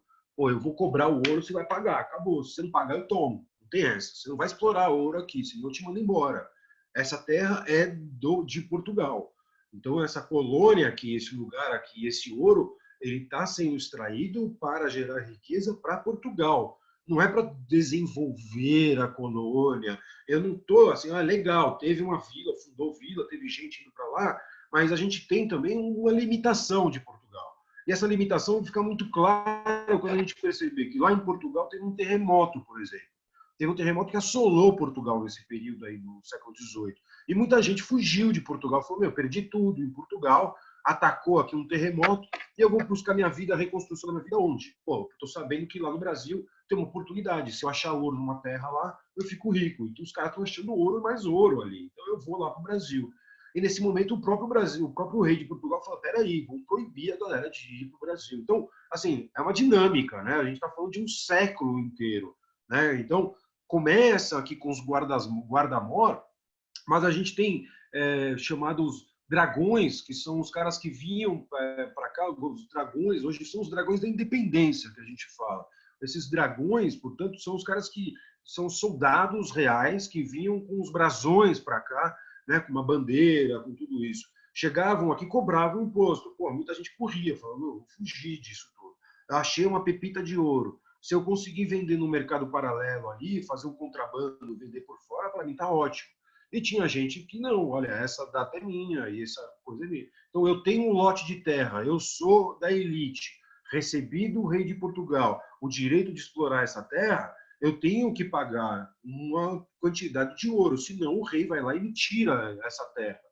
Isso a gente percebe mais para frente porque a gente percebe que na segunda metade do século XVIII existe uma crise da mineração. O ouro da terra, né, ele vai sendo explorado, ele tem o auge e o declínio. Então o ouro vai sendo tirado, acaba. E aí quando a gente percebe que o ouro tem um declínio, né, essa extração não gera tanta riqueza como foi na primeira metade do século, o rei fala, pô, peraí, isso é contrabando. O que está acontecendo? Vou fiscalizar mais, eu vou cada vez mais querer coibir mais esse contrabando, eu vou querer cada vez mais. E, ao mesmo tempo, tem mais gente vindo querendo buscar riqueza e ficar rico. Então, essa relação entre colono e a metrópole começa a ficar tensa. O rei começa a cobrar mais, espera aí, eu ganhava tanto antes, vocês têm que me pagar esse tanto, estou esperando esse tanto. Só que não está saindo tanto ouro, só que veio mais gente para cá. Então começa a ter aqui dentro da colônia, começam a ter pessoas que começam a pensar assim, opa, peraí, o que é isso? Existem momentos em que o próprio rei de Portugal vai decretar o que a gente chama de derrama, e essa derrama era cobrada aqui pelos fiscais da região. Ou seja, pô, a galera não está me pagando. O que eu vou fazer? Eu vou lá cobrar as tais 100 arrobas de ouro aí. Hoje em dia, mais ou menos 1.468 quilos de ouro. Pô, é dinheiro, viu, gente? Se vocês não fizerem por hoje, isso daí é dinheiro para dedéu. Tá? O ouro está no auge aí, no meio dessa crise toda, o ouro está no seu auge histórico, aí, mundial, o preço do ouro. Vocês acham aí o valor? Façam essas contas. Uma derrama dessa aí pagava as contas de Portugal. Então, a gente percebe que não podemos esquecer, mais para o interior a gente tem exploração de diamante, a gente tem a real extração, e o diamante é de exclusividade da coroa. Só que a gente sabe que essa extração, né, ela tem auge e tem declínio. Então, o que eu quero falar? A gente tem tratados, como eu mostrei para vocês, professor, prova para mim que teve tratado que favorecia a Inglaterra e não Portugal. Grande parte desse ouro, né, levou ao desenvolvimento do capitalismo europeu. Como grande parte desse ouro, da prata, do diamante, levou o favorecimento, no caso da colônia portuguesa, que é o Brasil, foi parar na Inglaterra. Um dos tratados, chamados de Panos e Vinhos, aí é o tratado chamado de Mito-Índice, logo no início. A Inglaterra, opa, né, Portugal não investiu internamente no seu desenvolvimento, portanto, então eu abasteço Portugal, a Inglaterra, lembrando, já passou aí pelas revoluções burguesas. Portugal não precisa investir aí no seu desenvolvimento interno, eu abasteço vocês e vocês me pagam. Então, para a Inglaterra, Portugal passa a ser um enorme mercado e o de olho nesse crescimento da exploração aurífera. Não esquece que a gente está falando também da cana-de-açúcar, certo? O ouro e a cana-de-açúcar estão no auge nesse período, tudo bem? Ao mesmo tempo, não esqueçam, a mineração levou uma transformação da colônia, maior mercado interno, maior número de pessoas circulando, integração regional, maior exploração e o desenvolvimento de autonomias regionais. Pô, o cara que enriqueceu, ele manda naquela região, aquele cara, diferente do Nordeste, que é um senhor de engenhos, de escravos, etc., ele está lidando com cada vez mais pessoas livres ali, né? Uma circulação maior de pessoas livres. Então, a circulação também de ideias, de jornais, de publicações livres entre as pessoas é maior. Lembrem que essa riqueza mostra no crescimento daquelas vilas. São vilas riquíssimas, igrejas riquíssimas. Pô, você vai lá para a igreja de São Francisco ali, tanto na Bahia quanto ali em Minas Gerais, ali em Ouro Preto, pô, você olha ali, aqui não é ouro pela parede inteira, né? É só ouro, ouro, ouro, ouro. Pô, os caras construíram uma igreja inteira pintada, banhada a ouro, né? Que a gente percebe. Certo? São as duas maiores igrejas mais ricas que a gente tem no Brasil, de São Francisco. A gente tem outras igrejas, pô, a quantidade de igreja que tem ali naquela região, e ao mesmo tempo a gente tem um desenvolvimento artístico, cultural, porque os caras investiram no crescimento dessas igrejas. Pô, então artistas que vão ali transcender o período, né? Falar, pô, um rompimento com aquela tradição colonial. Então a gente vai ver o barroco efervescendo, a gente vai ver construções, todos os aspectos culturais, literatura, a gente vai ver na arte, a gente vai ver em tudo isso. Tudo bem? Opa, vamos lá, gente. Dúvidas? Estou vendo um monte de mãozinha levantada. Manda. Professor, você Oi. falou dos altos e baixos da extração do ouro, né? E eles tinham que pagar a derrama. Ela tipo, era igual mesmo nesses altos e baixos? Ou, tipo, ela variava? Porque eu acredito que eles tinham uma época que eles não tinham tudo isso para pagar de derrama. E eles faziam o quê? Eles deviam? Eu nem entendi essa parte. Pois é, deveu, vai preso, né? Vai preso, degolado, expulso, perde o direito à exploração e por aí vai. E isso vai levar ao que a gente conhece aí como a Inconfidência Mineira, né? Um levante que não foi levante, que não saiu da parte das ideias, mas vai mostrar o descontentamento daquela região. Bom, existem outros levantes ali de Filipe dos Santos, outras brigas internas que a gente vê aqui que foram exatamente isso. Bom, os caras conseguem perceber que o rei está vindo lá de Portugal, pô, peraí, então o rei não, o cara que vai cobrar derrama, a galera já começa a ficar aqui em polvorosa, fala, meu Deus, como é que eu vou pagar isso se eu não tenho? Quando sai bastante ouro, os caras pagavam a derrama, mas a derrama eram medidas extremas. Peraí, o rei, aquela região não atingiu a quantidade do rei. Então, estou mandando uma expedição aí que são fiscais, liderado aí pelo governador do estado, ali da capitania, que vai, com todo o exército, cobrar essa tal derrama. Cadê as minhas 100 arrobas de ouro aqui de vocês? Bom, obviamente, como você falou mesmo, vai chegar uma época que não vai ter. E aí a gente vai perceber a confusão que é o fim desse século. E essa confusão significa o estímulo cada vez maior, aí que está a chavinha que você pegou, pela independência.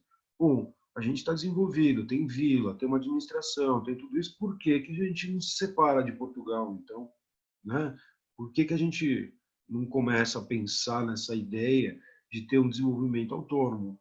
Vejam bem, antes eu era um colono que saí de Portugal e vim para o Brasil e assentei aqui, vou explorar e enriquecer Portugal. Agora Já se passaram um século, 2 séculos, esses caras já casaram, têm filhos, têm terras, cresceram, tiveram oportunidade, começa a desenvolver uma ideia que não é mais nativista apenas. É uma ideia de que, peraí, vamos formar um povo aqui, uma nação, uma terra, uma independência. O que a gente vai ser aqui? Um país, um estado, um reino? O que a gente vai fazer? Começa a surgir essas ideias. Né? É daí que a gente percebe o crescimento e o fortalecimento dessas novas ideias. Tudo bem? Sim, obrigada. Próxima dúvida? Professor, Eu. em 1729, no slide anterior, está escrito que a exploração é feita por contratados particulares, certo? Isso. Esses contratados particulares eram da coroa. Isso. Tá, obrigado.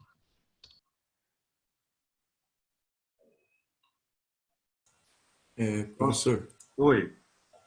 eu ainda não entendi muito bem essa relação comercial entre Portugal e Inglaterra. Você poderia repetir, por favor? O que eu coloquei para vocês aqui, ó, logo no começo, a gente vai desenvolver bem mais isso, a gente vai perceber, tá? Eu vou ter uma aula só dessa relação. Mas eu só provando para vocês que, olha, Portugal fez uma guerra de independência até o fim aí do século passado.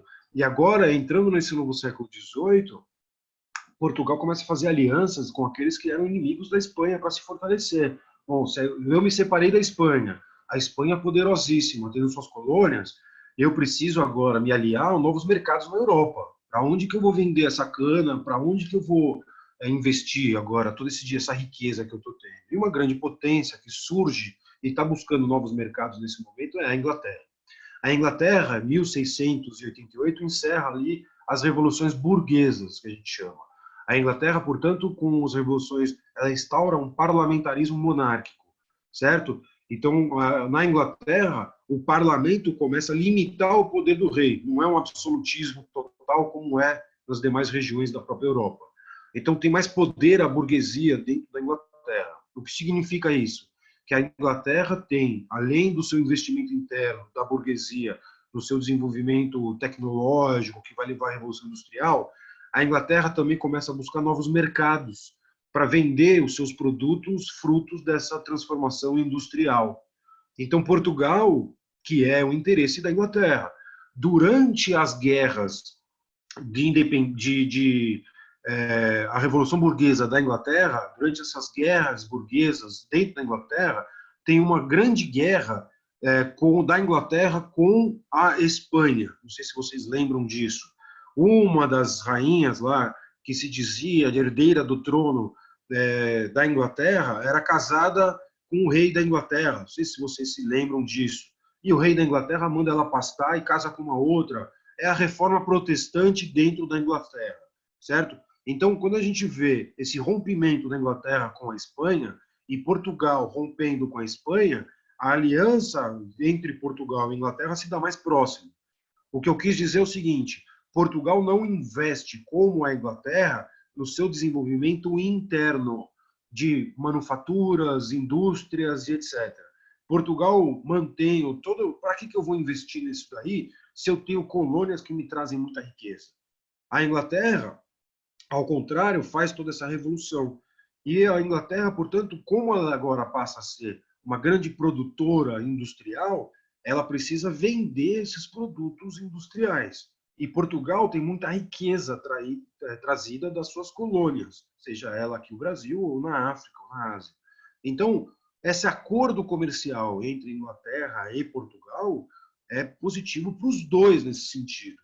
Portugal consegue comprar todos os produtos da Inglaterra e a Inglaterra consegue vender aí, ganhar um grande mercado que seja aí o Portugal e as colônias portuguesas, porque essas elites das colônias vão querer comprar esses produtos que Portugal compra da Inglaterra. O navio, para chegar aqui, chega com algum desses produtos vindo da Europa e chega com muito escravizado também. Né? Os caras não vêm com um navio vazio e volta cheio, eles vão sempre cheios. Então, vem com algo da Europa, vem com algo da África e vai com algo do Brasil. Então, Portugal só esqueceu que uma hora acabava a colônia, ia ter independência, E aí Portugal acaba ficando mais dependente da Inglaterra e que a nova era, que é a era industrial, vingaria, né? Portugal, então, vai correr atrás dessa transformação industrial. A Inglaterra vai ser pioneira nessa transformação industrial. Tradução: aonde a burguesia sobe ao poder primeiro, é onde ocorre a Revolução Industrial primeiro. Inglaterra. Segundo, França. E por aí vai. Fechou? Tudo bem a Fechou. dúvida? Valeu, professor.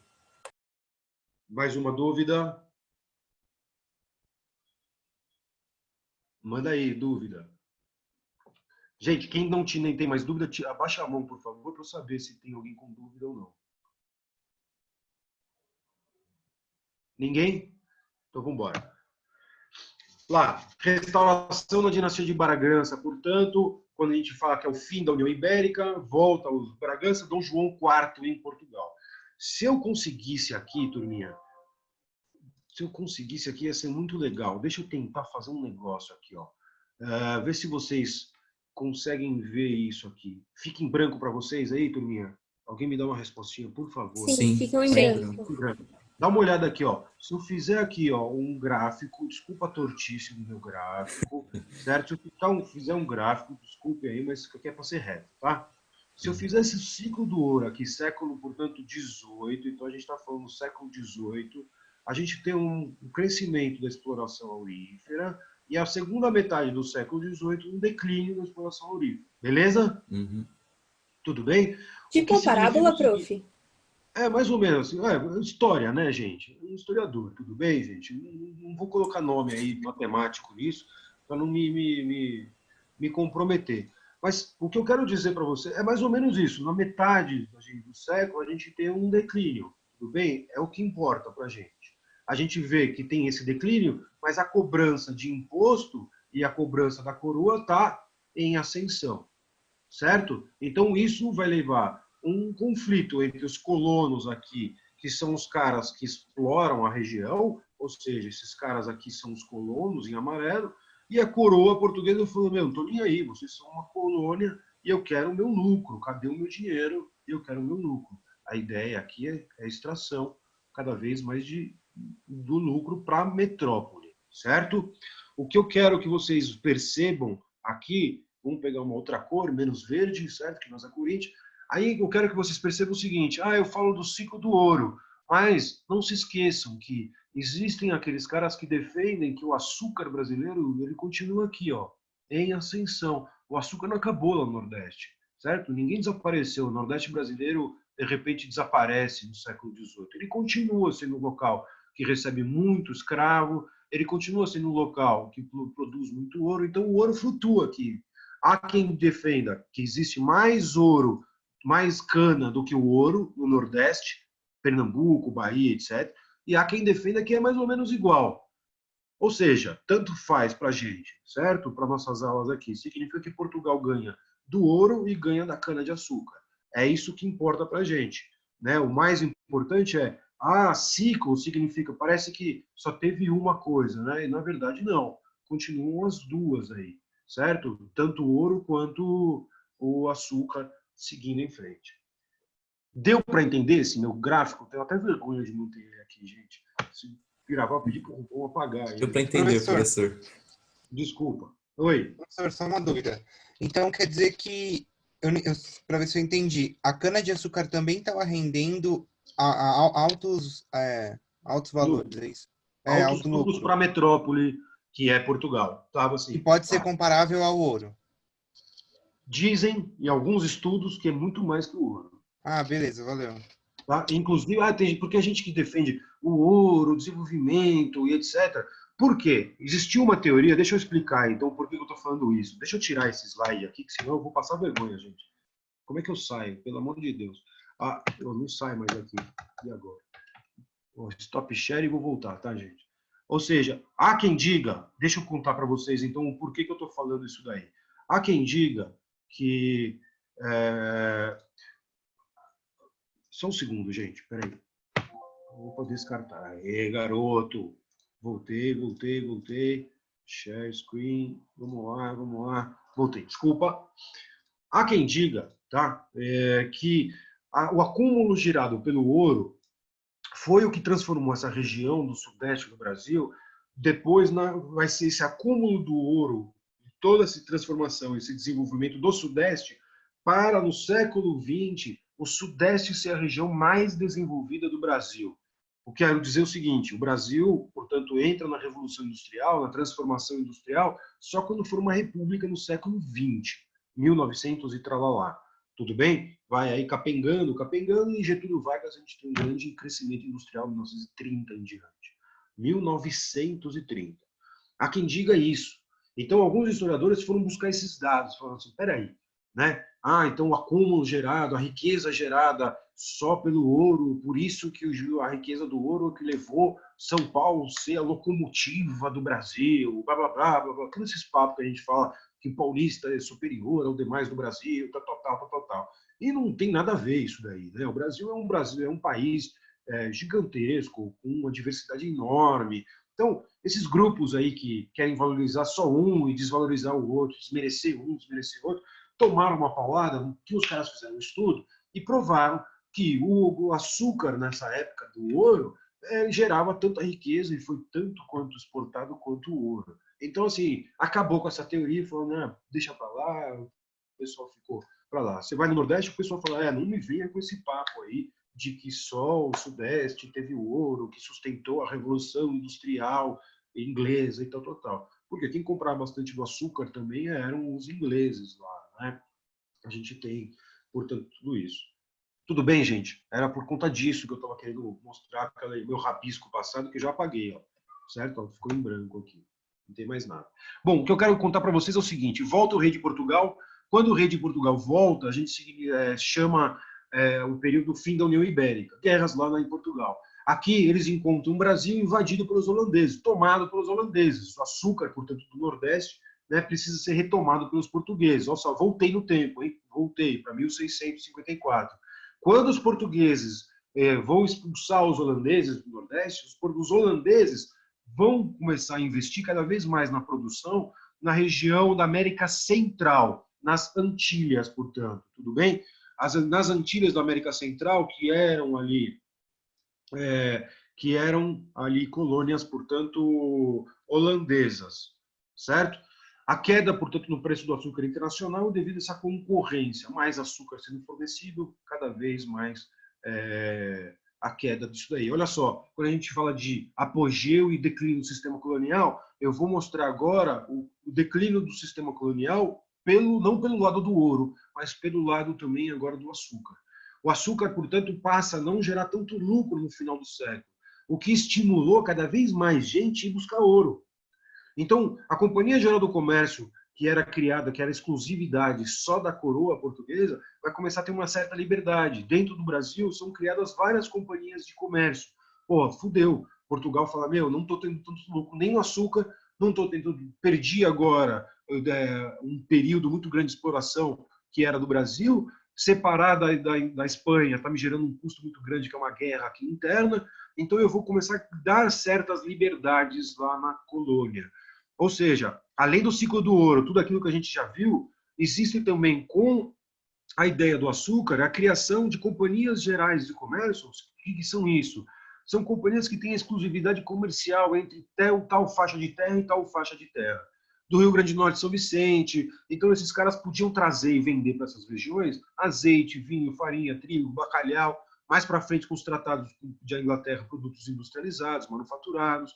São criadas cada vez mais companhias de comércio. Você vê, do estado do Brasil, aí depois tem do Maranhão, aí depois tem outra. E a coroa, portanto, falava assim, olha, eu te dou o direito de você ter exclusividade sobre o comércio naquela região. Me paga agora uma grana por isso. Então, a coroa portuguesa precisava de grana para resolver seus problemas lá na Europa e doava para esses caras a exploração do comércio para a região. Abastece lá esses caras de vinho, azeite, trigo, tal. Me paga antecipado. Então, para a coroa, né, ganhar esses lucros era uma coisa interessante. Com esse dinheiro investido, eles resolviam seus problemas lá. Só que, por outro lado, leva à formação de um grupo que tem uma autonomia. Pô, eu vou explorar do jeito que eu quiser. Né? Eu posso vender, a coroa me fala que eu posso vender, eu tenho o privilégio nessa exploração da colônia. Então, o monopólio sobre o comércio significa o controle sobre os preços das importações e exportações. Um grupo, olha o que eu quero dizer, um grupo que recebe da coroa portuguesa o direito de vender ao preço que eles quiserem, o que eles quiserem. Os azeite, o vinho, a farinha, o trigo, o bacalhau eram com preços definidos por esses mercadores que tinham o exclusivo da coroa portuguesa. Vejam só, se você dá aquele cara que está lá na colônia, comercializando com aquela galera, e ele escolhe o preço, bom, mais para frente, quando você quiser retomar com ele e falar para ele que ele não manda mais, você vai ter um problema. Tudo bem? Você vai chegar lá no final do século XVIII com o esgotamento da exploração aurífera, ou seja, aquela crise do ouro que eu mostrei para vocês, mais esses caras que criaram certas autonomias aqui. Né? Ao mesmo tempo, a coroa querendo continuar o seu lucro, e tendo cada vez mais gastos lá, como a gente viu lá na Europa.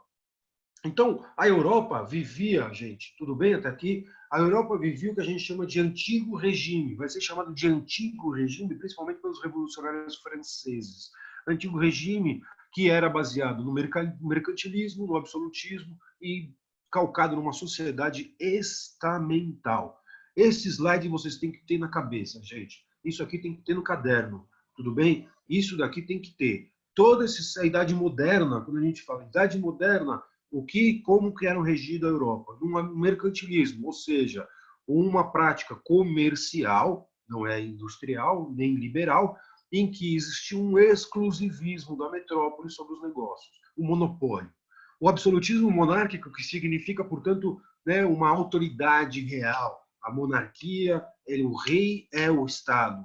Né? O rei, portanto, é o dono do poder. O rei, ele é o símbolo maior de todas essas articulações entre as alianças. Se o rei casar o seu filho com o filho de outro rei, significa que está estabelecida a aliança entre esses dois reinos.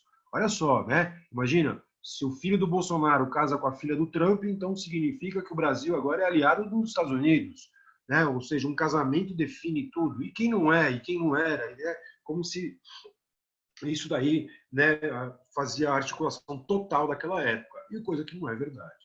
A exploração e a sociedade europeia, ela era uma sociedade que tinha na sua elite grupos privilegiados da nobreza e do clero. Privilégio significa acesso à terra e poder político, certo? A burguesia cada vez mais fortalecida economicamente, porém excluída da política, da prática política. Por isso que ocorreram as revoluções, como eu falei no caso da Inglaterra, em que a burguesia apoia uma revolução para poder participar do poder.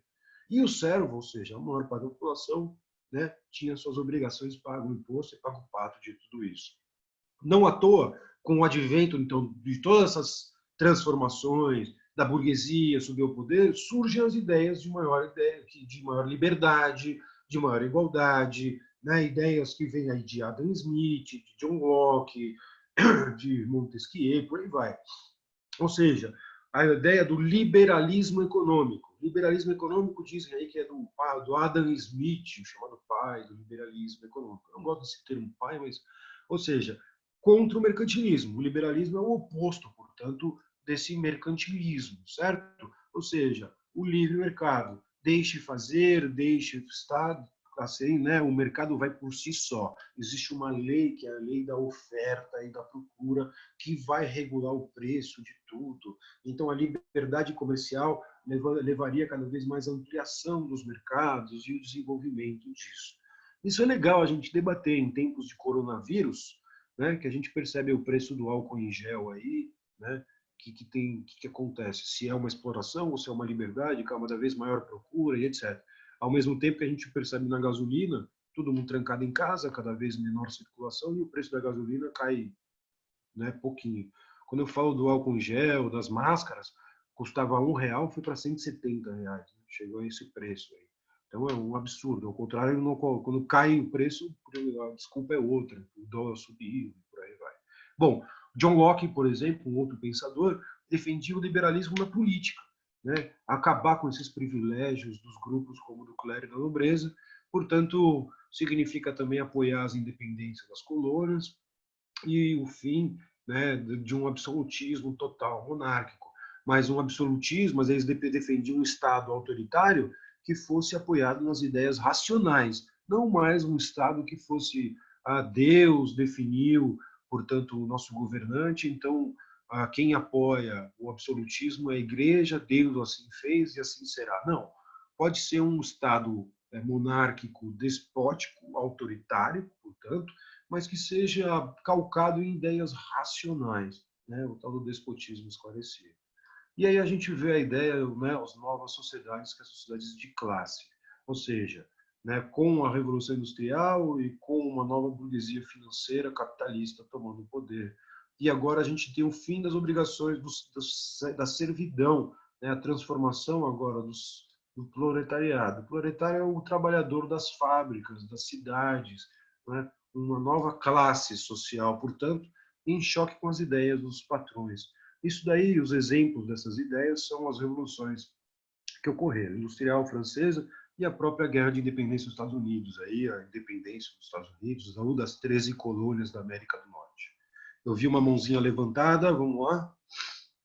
Bruno,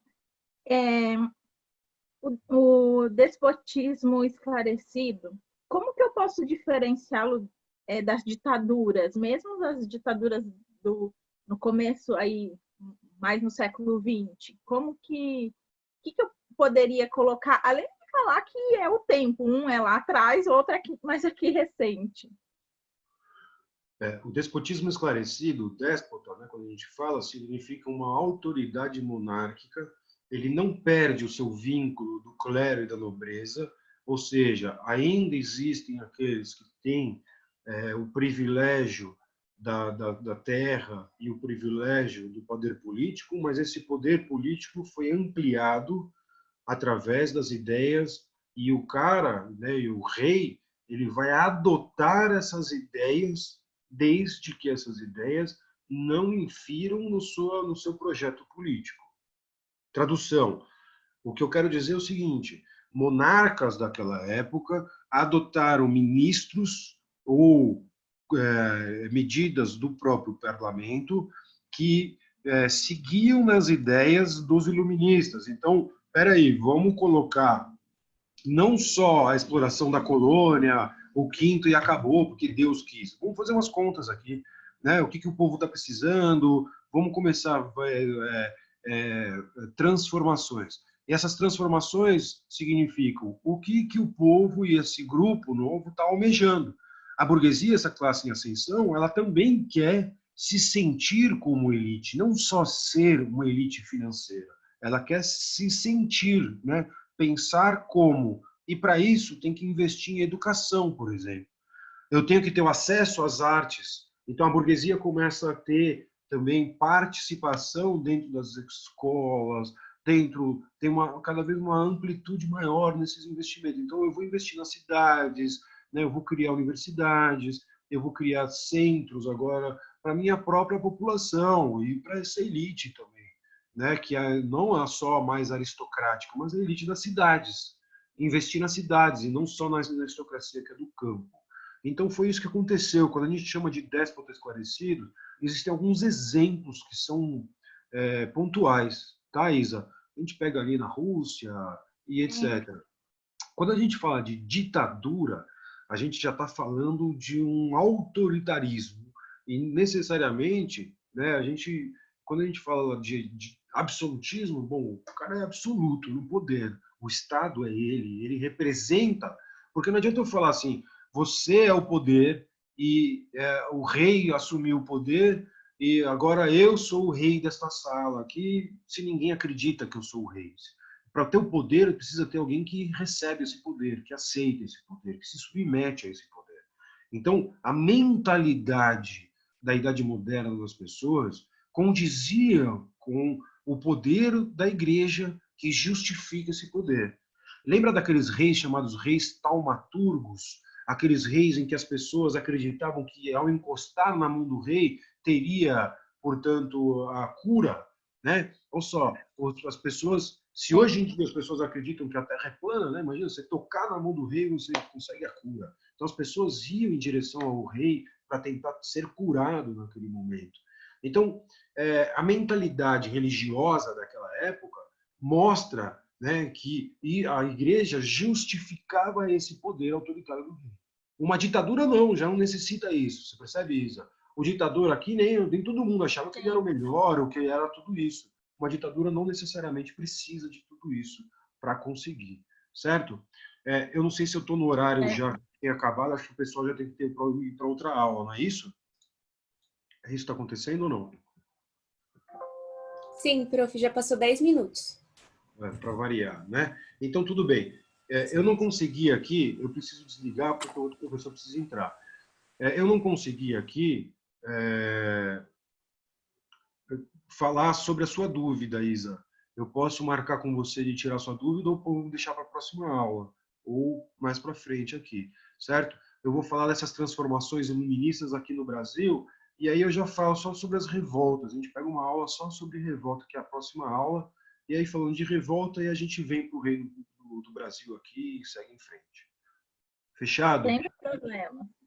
Isa, se você quiser tirar dúvida depois ou qualquer hora, você me chama, a gente conversa. Tá, fica tranquilo. Turminha, exercício está lá postado para vocês. Muito obrigado. Boas aulas para vocês, bons estudos. Mantenham contato comigo aí. Me dá uma resposta, o que vocês acham das aulas, se precisar, o que vocês quiserem. Combinados? Bom descanso, bom fim de semana, bons estudos, sigam firme, contem comigo para que precisar. A gente vai precisar bater um papo muito sério sobre esse tal coronavírus aí, sobre tudo isso. E bater o tédio, lembra do professor, ele está à disposição. Um beijo, pessoal. Bom descanso a todos. Tchau, professor. Obrigado.